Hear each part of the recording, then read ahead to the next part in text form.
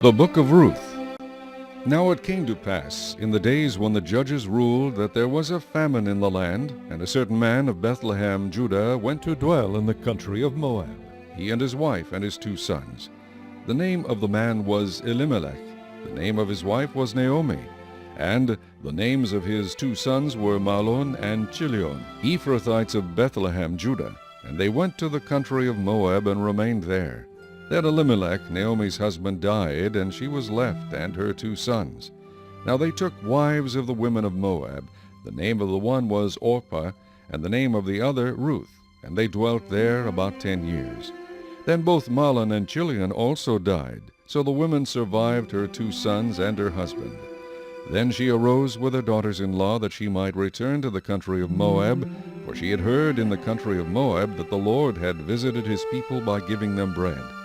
Therefore she went out from the place where she was, and her 2 daughters-in-law with her, and they went on the way to return to the land of Judah. And Naomi said to her 2 daughters-in-law, Go, return each to her mother's house. The Lord deal kindly with you, as you have dealt with the dead and with me. The Lord grant that you may find rest, each in the house of her husband.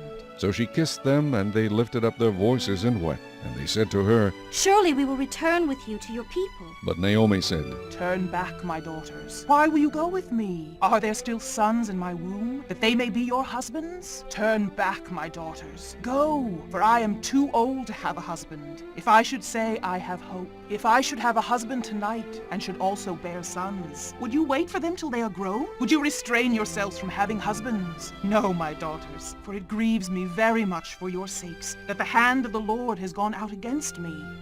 Then they lifted up their voices and wept again. And Orpah kissed her mother-in-law, but Ruth clung to her. And she said, Look, your sister-in-law has gone back to her people and to her gods. Return after your sister-in-law. But Ruth said, Entreat me not to leave you, or to turn back from following after you. For wherever you go, I will go, and wherever you lodge, I will lodge. Your people shall be my people, and your God my God. Where you die, I will die, and there will I be buried. The Lord do so to me, and more also, if anything but death parts you and me. When she saw that she was determined to go with her, she stopped speaking to her. Now the 2 of them went until they came to Bethlehem. And it happened, when they had come to Bethlehem, that all the city was excited because of them. And the women said, Is this Naomi? But she said to them, Do not call me Naomi, call me Mara, for the Almighty has dealt very bitterly with me. I went out full, and the Lord has brought me home again empty. Why do you call me Naomi, since the Lord has testified against me, and the Almighty has afflicted me? So Naomi returned, and Ruth the Moabitess, her daughter-in-law, with her, who returned from the country of Moab. Now they came to Bethlehem at the beginning of barley harvest. Chapter 2. There was a relative of Naomi's husband, a man of great wealth of the family of Elimelech. His name was Boaz. So Ruth the Moabitess said to Naomi, Please let me go to the field, and glean heads of grain after him in whose sight I may find favor. And she said to her, Go, my daughter. Then she left and went and gleaned in the field after the reapers. And she happened to come to the part of the field belonging to Boaz, who was of the family of Elimelech. Now behold, Boaz came from Bethlehem and said to the reapers, The Lord be with you. And they answered him, The Lord bless you. Then Boaz said to his servant who was in charge of the reapers, Whose young woman is this? So the servant who was in charge of the reapers answered and said, It is the young Moabite woman who came with Naomi from the country of Moab. And she said, Please let me glean and gather after the reapers among the sheaves.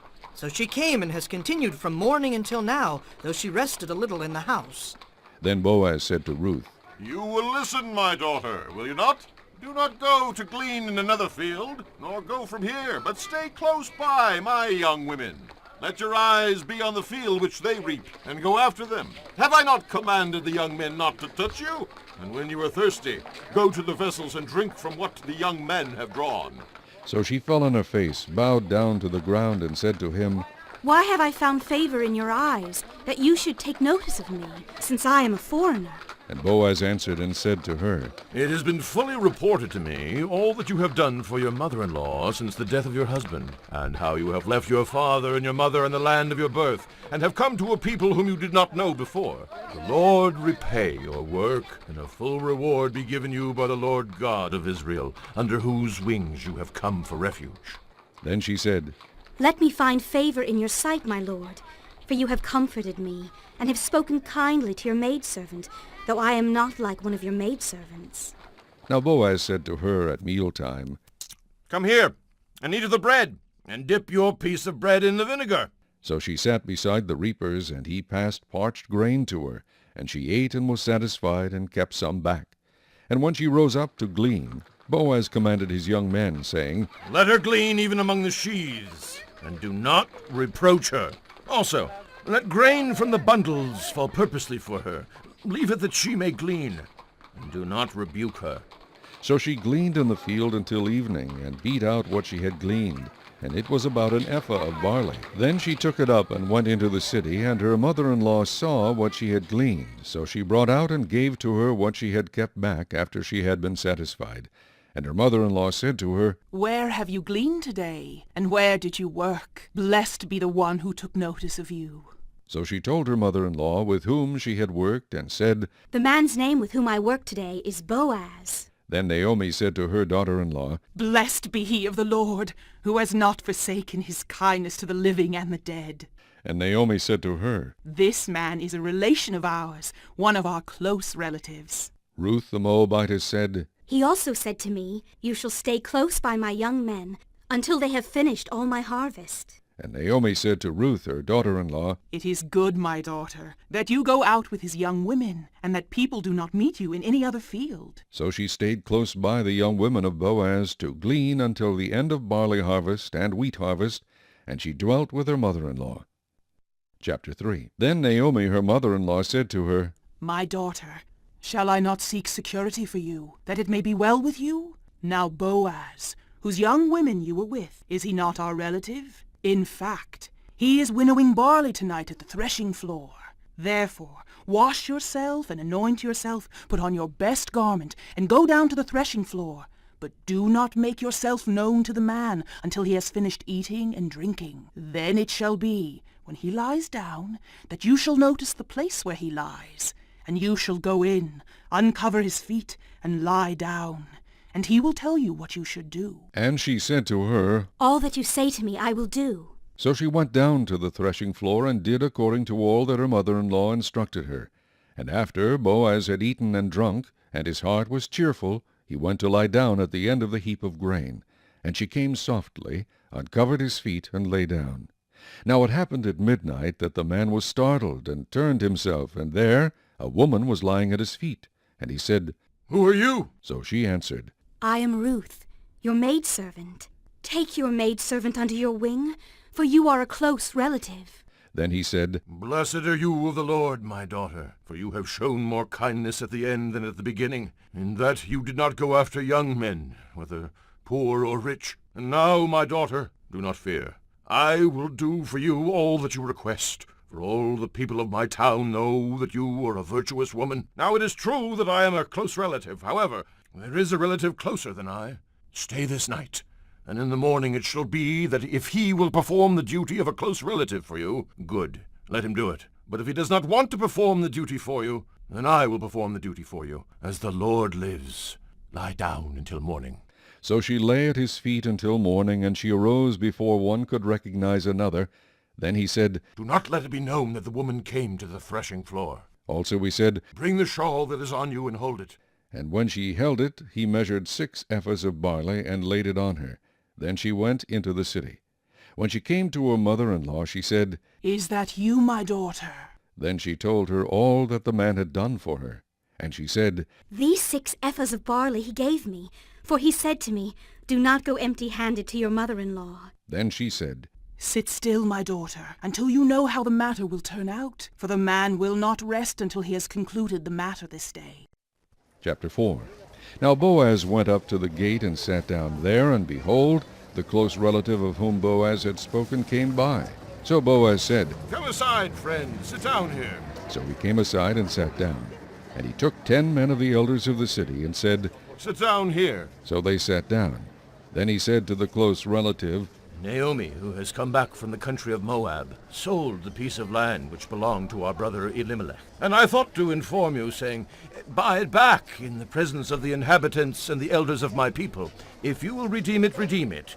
But if you will not redeem it, then tell me, that I may know, for there is no one but you to redeem it, and I am next after you. and he said, I will redeem it.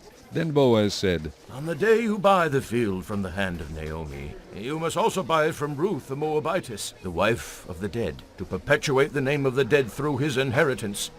And the close relative said, I cannot redeem it for myself, lest I ruin my own inheritance. You redeem my right of redemption for yourself, for I cannot redeem it. Now this was the custom in former times in Israel concerning redeeming and exchanging. To confirm anything, one man took off his sandal and gave it to the other, and this was a confirmation in Israel. Therefore the close relative said to Boaz, Buy it for yourself. So he took off his sandal.